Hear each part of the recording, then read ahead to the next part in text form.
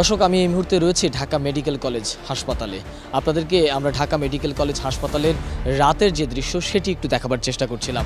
আপনারা জানেন যে কোটা আন্দোলনকে কেন্দ্র করে আজকে সারা দিনেই কিন্তু ঢাকাসহ দেশের বিভিন্ন এলাকায় নানা রকম সহিংসতার ঘটনা ঘটেছে। কোটা আন্দোলনের সমন্বয়করা গতকালকে অসহযোগ আন্দোলনের ডাক দিয়েছিলেন, তারই ধারাবাহিকতায় আজকে কিন্তু অসহযোগ আন্দোলনের প্রথম দিন ছিল। সেই প্রথম দিনে রাজধানী ঢাকার বিভিন্ন এলাকায় পুলিশের সাথে আন্দোলনকারীদের ব্যাপক সংঘর্ষের ঘটনা ঘটেছে এবং ঢাকার বাইরেও বিভিন্ন জায়গায় আসলে সংঘর্ষের ঘটনা ঘটেছে।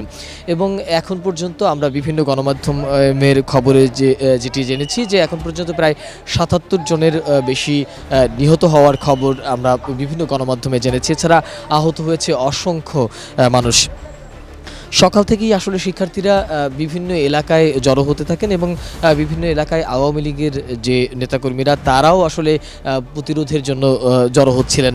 এক পর্যায়ে কিন্তু আসলে বিভিন্ন জায়গায় আমরা দেখেছি যে আন্দোলনকারীদের সাথে কোথাও কোথাও আওয়ামী লীগ নেতাকর্মীদের সাথেও ধাওয়া পাল্টা দেওয়ার ঘটনা ঘটেছে এবং তার প্রেক্ষিতে আসলে ত্রিমুখী সংঘর্ষের ঘটনা ঘটেছে। এর মধ্যে নরসিংদীতে আমরা জেনেছি যে সেখানে আওয়ামী লীগের বেশ কয়েকজন নেতা নিহত হয়েছেন এবং এছাড়াও একটি থানায় দুর্বৃত্তরা হামলা চালিয়েছে এবং সেই হামলায় ওই থানায় প্রায় ১৩ জন নিহত হওয়ার খবর পাওয়া গেছে। এছাড়াও সারা বাংলাদেশে আজকে সারা দিনই আসলে নানা রকম সহিংসতার ঘটনা ঘটেছে।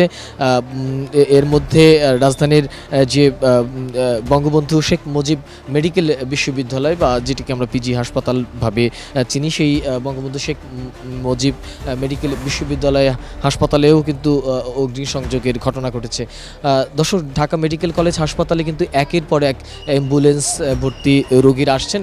এই মুহূর্তে আপনাদেরকে একটু যদি দেখাবার চেষ্টা করি যে আসলে এই মুহূর্তে কিন্তু একটি অ্যাম্বুলেন্স এরই মধ্যে আসলে এখানে এসেছেন এবং সেই অ্যাম্বুলেন্স থেকে আমরা দেখতে পাচ্ছি যে রোগীদেরকে নামানো হচ্ছে।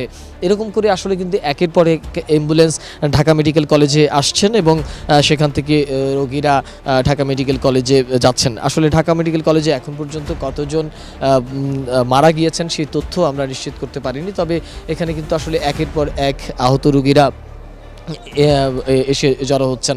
এবং কিছুক্ষণ আমরা আগে এসে যখন দেখেছি যে ঢাকা মেডিকেল কলেজের সামনে আসলে বিপুল সংখ্যক পুলিশ সদস্যরা মোতায়েন রয়েছে। 100% কপার কন্ডেন্সারে তৈরি ভিশন ফ্রিজ, তাই গুণে মানে অটুট থাকে বছরের পর বছর।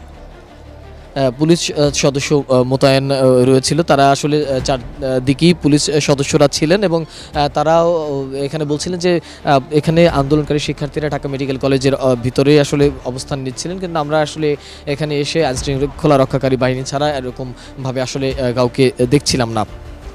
ঢাকা মেডিকেল কলেজের এই মুহূর্তের আসলে চিত্র যদি বলা যায় তাহলে আসলে আমরা থমথমে একটা পরিবেশ বিরাজ করছে সেরকমটাই আসলে বলা চলে।